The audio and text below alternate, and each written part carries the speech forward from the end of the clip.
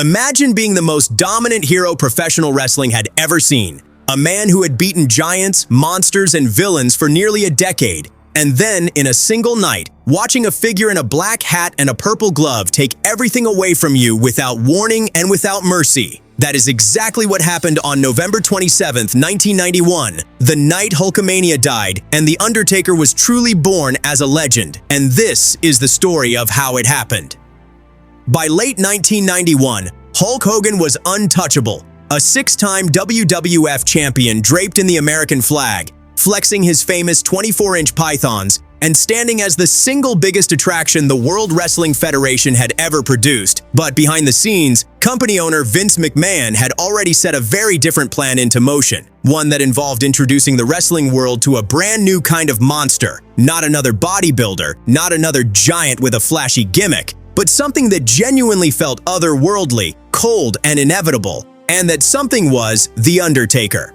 He had debuted only 2 months earlier at Survivor Series 1990, managed by the eerie Paul Bearer and his ever-present urn, and in the short time since, the dead man had already terrorized the entire roster by no-selling punches, sitting straight up after being knocked flat on his back and finishing opponents off with his bone-chilling tombstone piledriver. Yet even with all of that momentum behind him, almost nobody actually believed he would beat Hogan, because Hogan simply did not lose. That was not how the story of Hulkamania was supposed to work.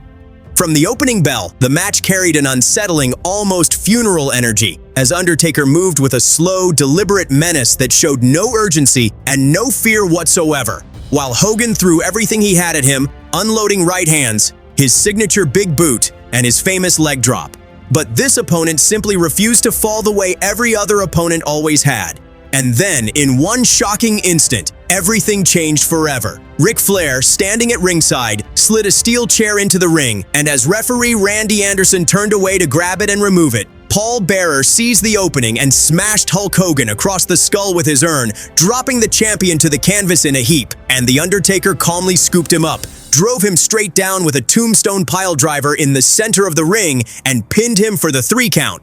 The bell rang, the announcers lost their minds, and the entire arena fell into stunned disbelief because the Hulkster, the supposedly invincible hero of an entire generation, was WWF champion no more. And The Undertaker rose to his feet, raised the title high above his head with a cold, expressionless stare, while chaos erupted all around him at ringside.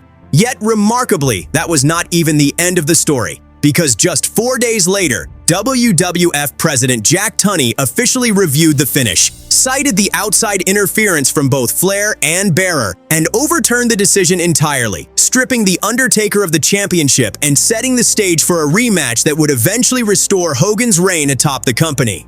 Even so, for one unforgettable night in 1991, the unbeatable man had truly been beaten on live television, and wrestling fans everywhere watched history unfold right in front of their eyes, a moment that still gets talked about decades later. It didn't last, but it never needed to, because for one single night, The Undertaker proved beyond any doubt that he wasn't just another opponent standing across the ring from Hulk Hogan. He was death itself, arriving in wrestling boots, and even Hulkamania wasn't strong enough to escape it. So if you want to see exactly what happened next, how Hogan clawed his title back, and how The Undertaker's legend only grew larger from this moment forward, make sure you hit subscribe, because we are far from finished with the story of the dead man.